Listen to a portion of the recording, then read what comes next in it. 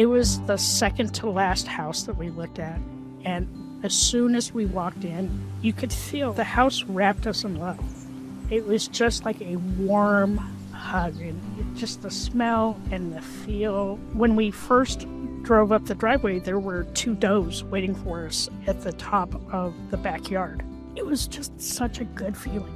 And so I knew right away it was the house. But this is my house, Mommy. The one I asked Mr. Kringle for. It is. I know it is. Welcome to The Pursuit of Home, coming to you from New York City. This is real people buying real estate and their unique journey to get there. We share the tips, tricks, and frameworks to help you navigate the bumps in the road that you won't see on reality TV or social media, and which no one has talked about until now. These are the emotional, psychological, ethical, and even spiritual challenges you're more than likely to encounter yourself. Learn from experts who've been there and hang out with me, Scott Harris, your host, who's helped thousands of people buy homes in Manhattan over the last 2 decades. Welcome to The Pursuit of Home, where we explore what it really means to find and create a place to call home. Today's conversation is about something deeply personal, how a home can become a place of healing, comfort, recovery, and love, especially after life's hardest moments. It's this very vulnerable journey that's had such a profound impact on Gretchen Schoser, who joins us today. Gretchen is a mental health advocate and a co-host of the award-winning podcast, Shit That Goes On in Our Heads, with her co-host Dirty Skittles. It launched in 2023 and has garnered over 400,000 downloads in more than 60 countries. Their podcast aims to normalize conversations about mental health, destigmatize discussions, and provide support through personal stories, humor, and expert insights. She goes by G-Rex. In case you... In the house. If you look her up, G-Rex is already in the house. But the question I have before I bring Gretchen really on is, where does real estate and mental health connect? I mean, there's no question, having done this for 20 years, that when you set out to find a home, it can feel overwhelming, like you're not going to get anywhere, like you're completely alone in the process, and your mind can definitely play tricks on you. But Gretchen's journey into mental health advocacy is so personal, and we're going to talk about that here, along with her own home search. She came from the tech world, where she consulted Fortune 500 companies, offering strategic solutions. But when it came time to buy a home for herself, the journey became about much more than the process or strategy. We're going to talk about how her home became part of her healing. And so I don't want to tell the whole story. I want to just get going. So Gretchen, welcome to the show. Thank you so much for having me. It's such an honor to be here. Gretchen, you spent 15 years solving complex problems for Fortune 500 companies. I'm imagining you're pretty process-driven, you're logical. Did that part of you show up when you were searching for your home, or did this become a more emotional journey than you expected? Oh, I went all in on the tech. So before we moved up, I was going through all the listings, and I put everything into a spreadsheet and like mapped out where everybody was and kind of where we wanted to end up. And I handed it to my wife, and she's like, "What is this?" And I'm like, "This is where the places I want to go see." There were like 50 places, right? You were going from where? You were going from Florida to? From South Florida to upstate New York. And she's like, "We're not going to be able to see all these houses. We need to like narrow this down." And so on my spreadsheet, I had number of bedrooms, number of baths, where it was located, did it have any acreage, what the political affiliation was for the best that I could find it. She's like, "We wouldn't get this from anybody else." And I'm like, "Well, and I wanted to do my homework because I was ready to leave South Florida." I'm like, "Well, we need to find someplace." And how did you settle into upstate New York? Was that, you had some personal connection there? Kind of a crazy story. We were up here for a family reunion in 2019 and really fell in love with the area. I'd lived in South Florida for 30 years. I was over the people and the heat and everything. And we just found it super beautiful and quiet. And like I could breathe good here, and I could like smell all the flowers. And yes, I get it. It does snow up here, but I grew up in Colorado. So, it's kind of like riding a bike. Once you've lived in snow, you don't forget what it's like. And, all my friends and my family are like, "You guys are crazy. Like, why are you going to do this?" And I'm like, "Because I'm done living in South Florida." You needed a big change. So you have this spreadsheet. And by the way, you should know, having worked with lots of different people who want to buy, I sometimes get access to that spreadsheet. People share it with me and say, okay, here it is. Here are the notes. And they start showing. And so a lot of it's not uncommon that people are data oriented and they want to do that. But was there a time when you had to start trusting your gut over the data? Yeah, kind of. Like everything looks all well and good in pictures. But then like when you get to the property, you're like, oh, this was nothing like I expected it to be. There were a lot of oohs and ahs, and I'm like, how did this make the list? Meaning like all of a sudden you're like, okay, we thought it was checklist worthy. And then wait a minute. Nope.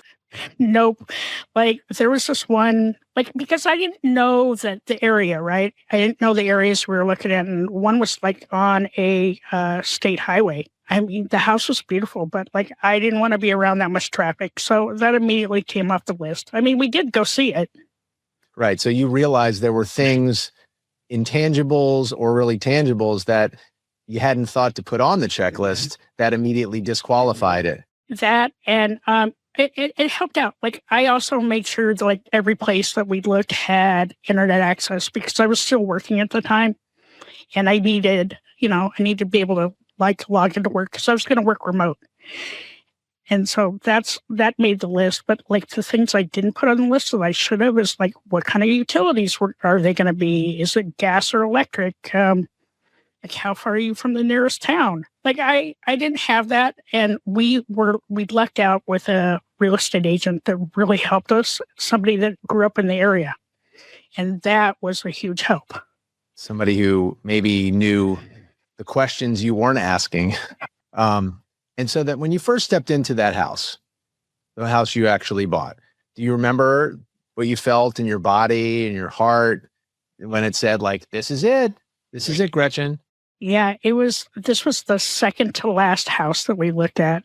And as soon as we walked in, you could feel like the house wrapped us in love. It was just like a warm hug, and it just the smell and the feel. And, when we first drove up the driveway, there were 2 does waiting for us at the top of the backyard.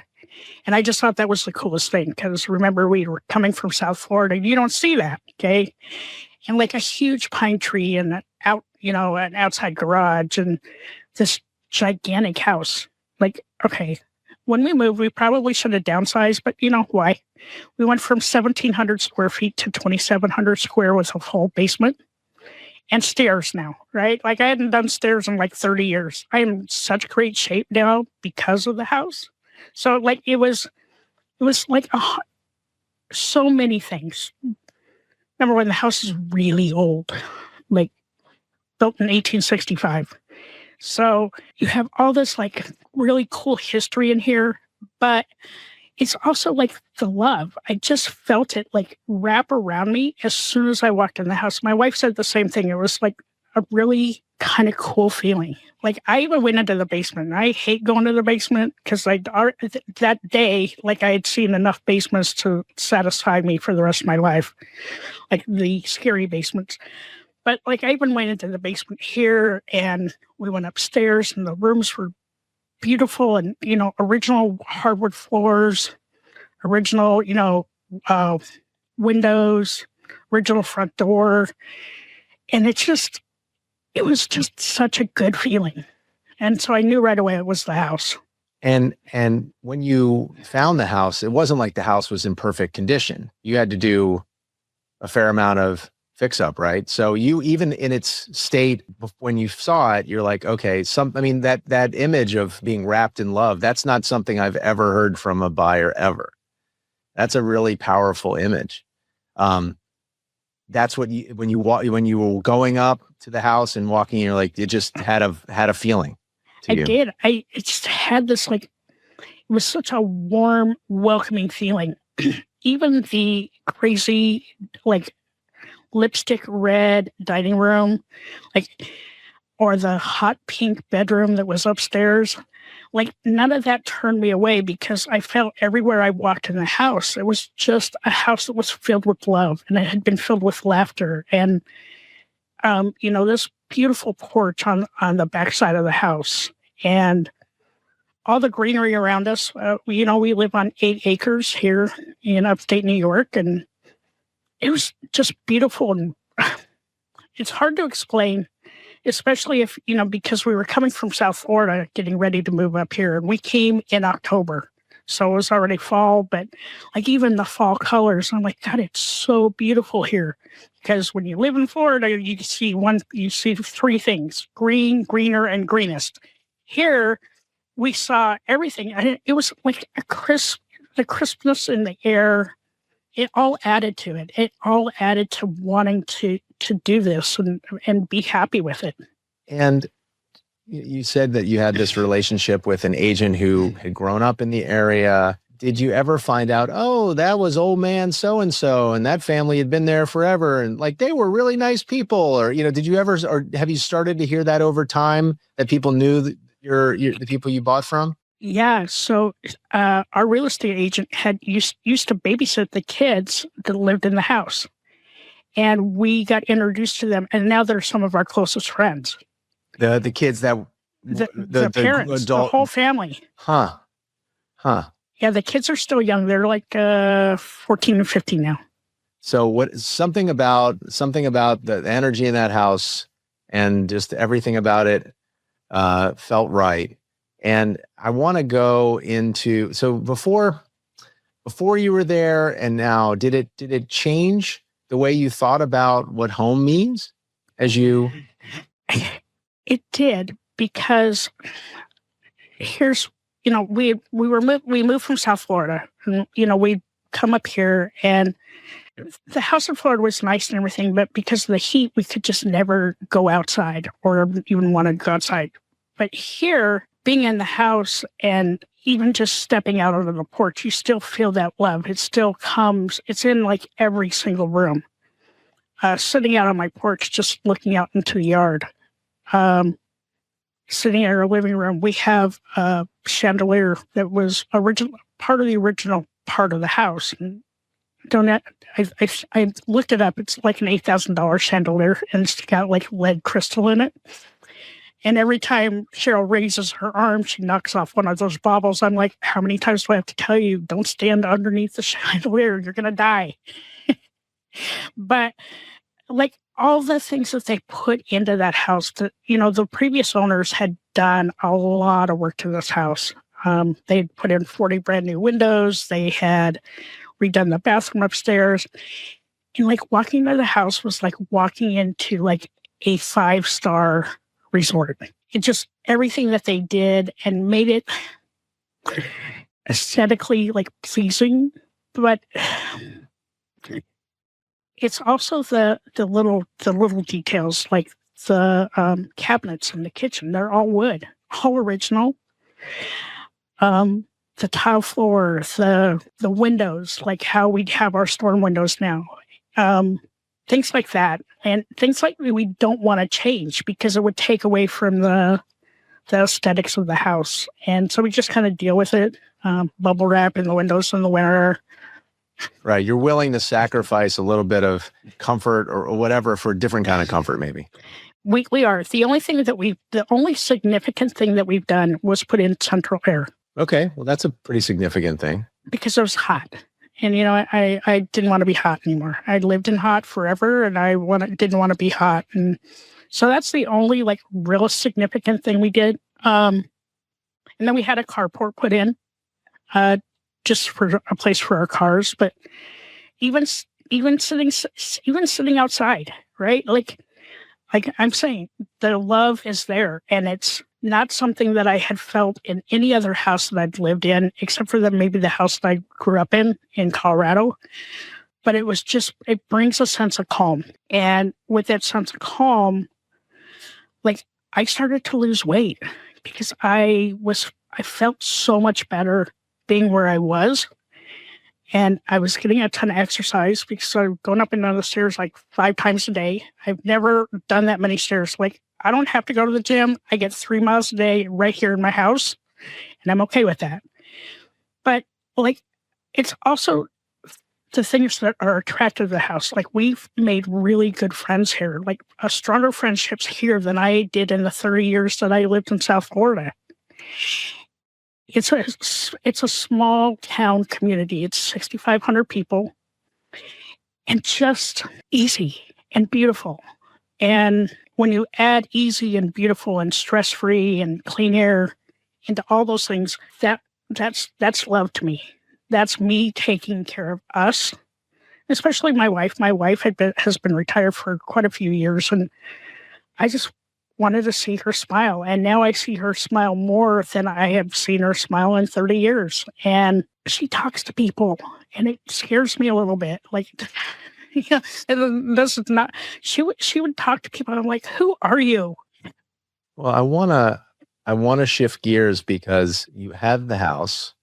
It's 2019. You buy the house. Takes a little while because of COVID. You do some work. You finally move in, and then you've spoken on your own podcast very openly. I would add bravely about a difficult chapter in your life, which included a suicide attempt in 2022. If you're comfortable sharing, what role did your house play as you recovered from that during that time? This house was a safe space.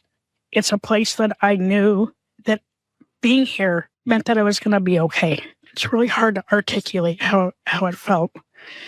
But the day that, I made my suicide attempt, I was upstairs in my bedroom. And the one thing about old houses is they're really insulated. So if you're in one room, you're not going to hear anybody in any other part of the house. And I had a bottle of pills, and I don't know, the house spoke to me, that glimmer of hope that things were going to be okay, that, I was in a safe space, that, people had loved me. And, I ended up picking up the phone and calling 988 that day. I'm alive today because of that call. I'm very thankful to be alive because I wouldn't have all the things I have now. But the house literally in my room just wrapped me in love and let me know that things were going to be okay. And that if I, just made that one call, because at the time I wasn't sure, I couldn't find my voice and I couldn't find my footing because I didn't really understand what was going on in my head. I was 59 and a half at the time, and we grew up in my generation, we grew up with people telling us not to talk about things. So, I shoved it down as far as it could go. But once I finally opened up about it, it's going to sound weird, Scott, but the house felt even more loving, like it was trying to protect me and protect everything that, my wife and I had built, and all the love and hardship that we'd already been through. Life hasn't been easy. I lost both my parents when I was young, and just being okay with where I was and being okay with what was going on in my head, and knowing that, I had my wife, I had my family, I had my friends that were going to be there to pick me up when I couldn't hold myself up. And it took me, I didn't come down from my room that day for about 3 hours. And then when I, eventually saw my wife, I opened up and let her know everything that was going on. And, it just, since that day, the house has been even more of like a strong hold on me. I don't want to leave the house. I don't want to get on a plane. You love being, you've become more of a homebody in some way. I have. And I'm a true extrovert, though. I still need my people. So if you get a random Zoom call, it's because I need somebody to talk to.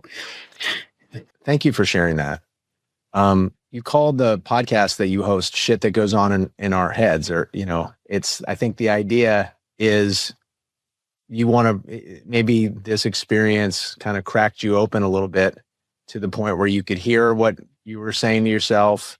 You wanted to maybe help other people acknowledge what they're feeling, and ultimately that, you're creating through your podcast, creating a safe space.